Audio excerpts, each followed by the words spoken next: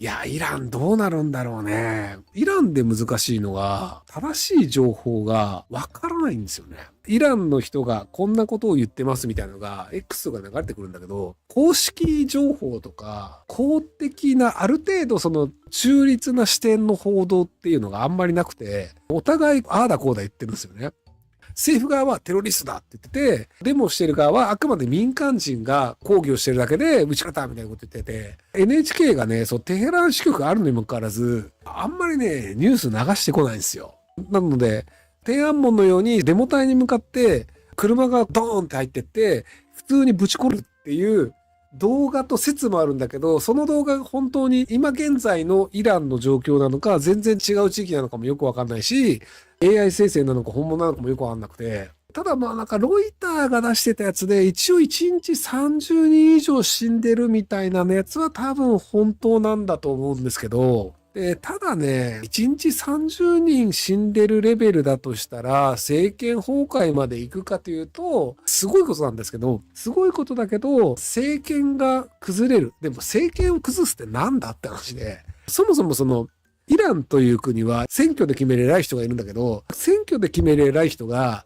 一番偉いわけじゃないんだよね。イスラム教の偉い人がいて、選挙で決める政治的に偉い人もいるけど、でもイスラム教の偉い人の方が偉いよねっていうのがあって、あと国の軍隊っていうのと、イスラム教の紙幣っていうのもいて、イスラム教の紙幣と国の軍隊でいくと、国の軍隊の方がレベル低いんだよね。っていうのもあって、指導者の方が偉いよね。でもこの指導者をクーデターのようなもので切り替えるということが、そもそもイスラム教の考え方としてはどうなのっていう話があるんですよ。民主主義というのは誰がやってもいいよねって話なんですけど、イスラム教というのはカリフの血筋の人がカリフになるというのが、イスラムの経典に書かれてるんですよ。経典に書かれている以上は、やはりそのカリフの血筋じゃない人がなるんだったら、これは偽物だよねっていう考え方があって、そうじゃないのもいいんじゃないのっていうのもあるんだけど、原理主義者的なところでいくと、やっぱりそれはおかしいよねってなると、やっぱクーデターってちょっとありえないんですよ。本来指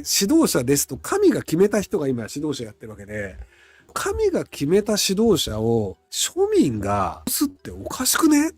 だって神が決めたんだよ。それ神に逆らうことじゃんみたいにやっぱなっちゃうんですよ。なので一般的な国のクーデターで政権交代しましたとか、軍隊が駐留して偉い人を変えましたみたいなとか、ベネズエラみたいに他の国が大統領連れてったから他の国になりますかっていうと、結構そういう形の理解にはならないので、なのでイランがどうなるかというのは民主主義の国に住んでる人たちがすんなり予想できる価値観ではないので、とはいえその前回の政変の時には商業系の人たちっていうのが結構寄付をしたりして頑張って支援してたんだけど、そこが見限ったという説があって、宗教的なその吸引力はあるけども、現実お金はそんなにないんじゃない現政権というのもあったりして、現政権側にも商業系の人がつかなくなったので、そうすると長期的には厳しいんじゃないのみたいな話もあったりするんですけど、ここら辺がだからその公的な中立的な情報というのがなかなか入ってこないので、イランはね、よくわからんっていうのが今のところ僕の立場です。はい。イスラエルの話をツイッターでも書いたんですけど、ガザ地区のハマスの最高幹部の一人の人が、イランのテヘランに住んでたんですけど、そこの人が爆弾で暗殺されました。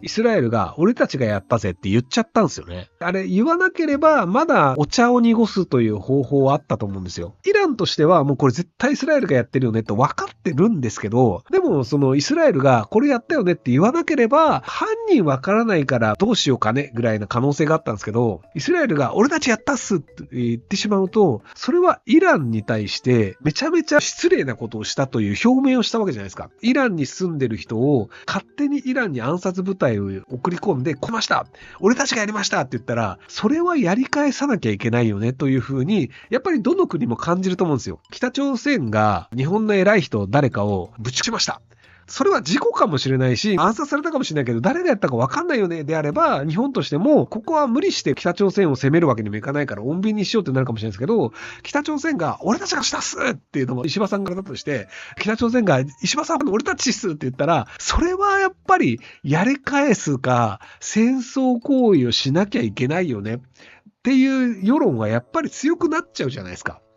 国際便が今イスラエルに向けて飛ばなくなったんですよね。イスラエルで何か起きた時にまずいので、なのでイスラエルに行く飛行機というのがまず飛ばなくなって、イスラエルの空港はめちゃめちゃ混んでるらしいんですよ。やべえと思ったイスラエル人がもう外出たいっていうので、空港めっちゃ混雑しているっていうのがあって、なのでもうちょっとなんか緩い感じではないんじゃないかなっていう。公開されている情報で政府が発表しないものの動向がわかるっていうのがあるんですけど、例えばその中国が発展してる発展してないとかいろいろ言われてたんですけど、20年前とか、景気後退局面なのか発展してるのかっていうのって、電気の使用量で分かったりするんですよね。景気がいいですとかって政府発表の数字って中国はいくらでも変えられるんですけど、ただ発電所の発電量って変えなきゃいけないと思ってないんで、発表してる数字をいじらなきゃいけないというふうにあんまり思ってないんですよ。なので、経済発展してくる国って必ず電気使用量増えるんですよ。工場でいろいろ機械を動かしたりするし、夜中でも歓楽街とかでも電気使うようになるし、なので電気の使用量が増えてるところは景気がいいっていうのがあって、マイニングとかもありますけど、電気使用量が増えるかどうかっていうのは発電所の発電量を見ればわかるんですよ。で、発電所はこれを中国の景気と連動していると思ってないから、バカ正直に書くんですよね。今月の電気発電量これぐらいでしたとか、今日これぐらいでしたっていうので、それを見ると中国はちゃんと景気が発展してるのか、景気が落ちてる局面なのかわかるっていうので、公開情報なんだけど、実は結構この情報を組み合わせると武器になるよっていう、情報の人たちの中でオープンの情報だけで結構いろんなことがわかるよねっていうのがあって、スパイがいろんなところに潜入して秘密資料を盗んで、その国の動向を調べるみたいなイメージが結構強いと思うんですけど、割とガチで情報をやっている国の人たちっていうのは基本的には公開情報を使ってある程度のことが想定できたり、調べることができたりっていうのがあったりするので、なのでそこの公開情報の中です。昔だったらピザ屋の売り上げとかっていうのがわからないんですけど、最近だとレストランの使われる量とか注文の量とかって Google マップで見れるんですよ。Google マップで混雑している時間帯とかっていうのが Google マップをみんな使ってる状態でそのレストランに行くってなると、このレストランに何人ぐらいの Google マップを使ってるユーザーがいるよねというのは Google は情報として持ってるので、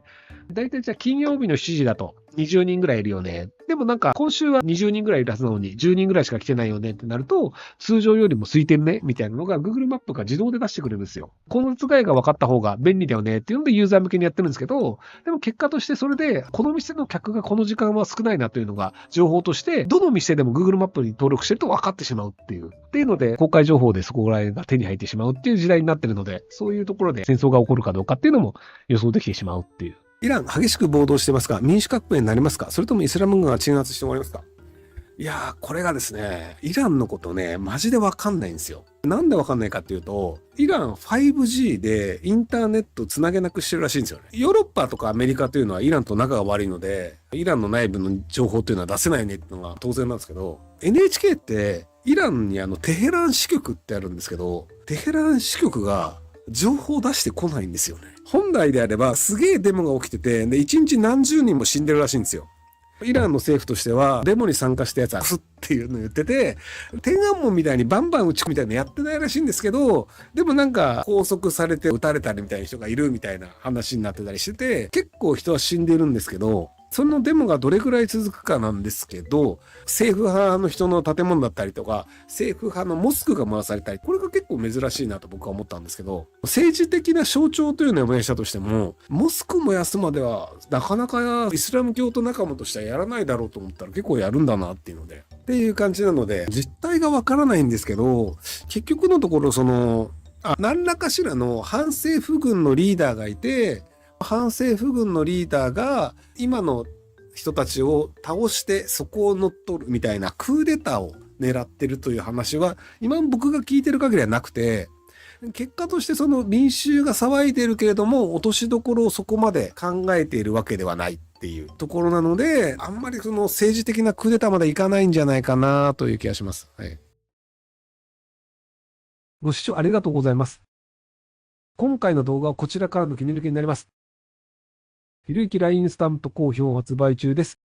概要欄に購入リンクがあるので、そちらから購入できます。よろしくお願いします。